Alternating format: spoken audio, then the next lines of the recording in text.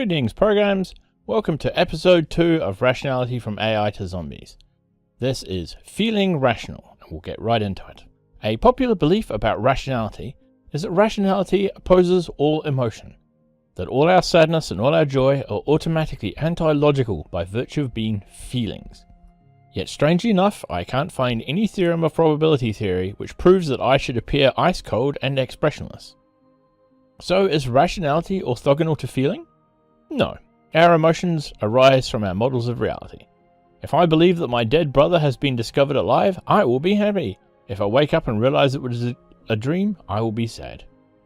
P.C. Hodgel said, "That which can be destroyed by the truth should be." My dreaming self's happiness was destroyed by truth. My sadness on waking is rational. There is no truth which destroys it. Rationality begins by asking how the world is, but spreads virally to any other thought which depends on how we think the world is. Your beliefs about how the world is can concern anything you think is out there in reality, anything that either does or does not exist, any member of the class of things that can make other things happen. If you believe there is a goblin in your closet that ties your shoes' laces together, then this is a belief about how the world is. Your shoes are real. You can pick them up. If there's something out there that can reach out and tie your shoelaces together, it must be real too, part of the vast web of causes and effects that we call the universe. Feeling angry at the goblin who tied your shoelaces involves a state of mind that is not just about how the world is.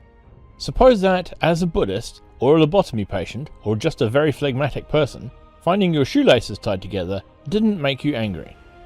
This wouldn't affect what you expected to see in the world. You'd still expect to open up your closet and find your shoelaces tied together.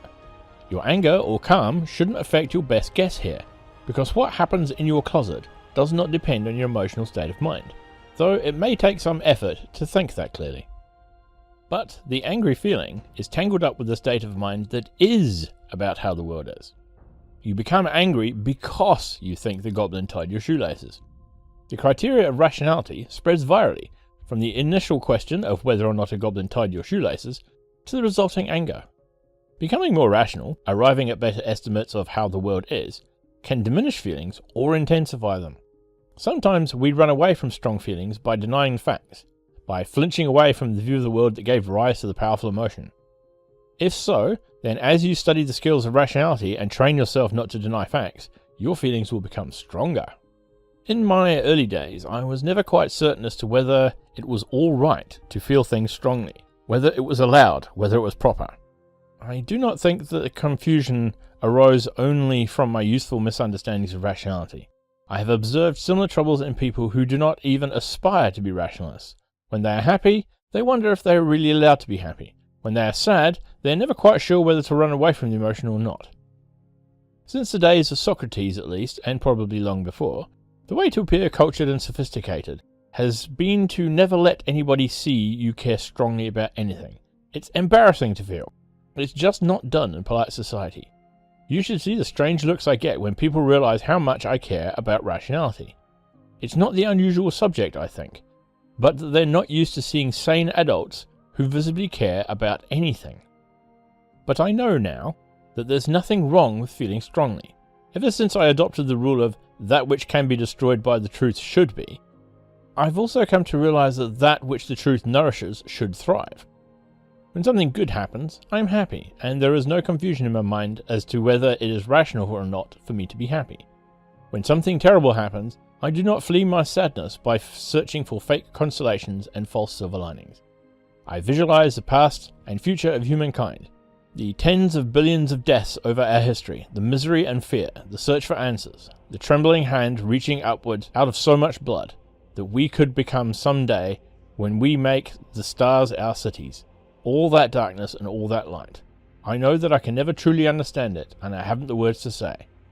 Despite all my philosophy, I am still embarrassed to confess strong emotions, and you are probably uncomfortable hearing them. But I know now that it is rational to feel. End chapter.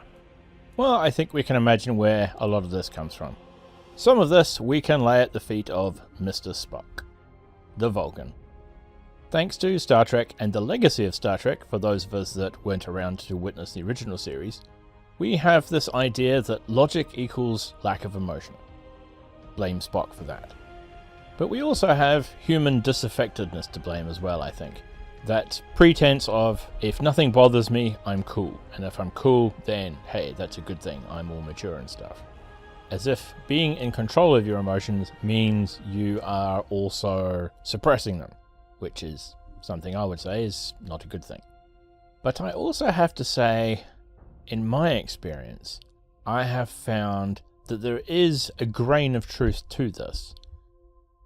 In that if you have some inkling of rationality, and by no means am I going to claim that, I've got this all under my belt. But if you have some grip on rationality, then you have also some understanding that a lot of things do not contain within them any need to get angry about them. If a thing that has happened that is unpleasant, and that you don't like, but there is nothing to do about it, a rational person will of course take steps to ensure that this unpleasant thing doesn't happen again, if at all possible. But also, where is the logic in being angry about a thing that has already happened and that you cannot change in any way? Moreover, a rational person will, at some stage, I suspect, gain the ability to think dispassionately about unpleasant subjects without automatically approving or disapproving of them. So that, for example, you could have a serious conversation about the pros and cons of something unpleasant, say genocide, for example, without automatically ascribing to, say, Nazi ideology or politics. This ability to separate emotion and identity from the topic under discussion, I believe, is a key strength of rationality, and so could lead people to see you in a cold light if you, unlike them, can talk about unpleasant and emotionally laden subjects without freaking out about them, without automatically becoming angry as they would. And I suppose this could lead to this Vulcan stereotype.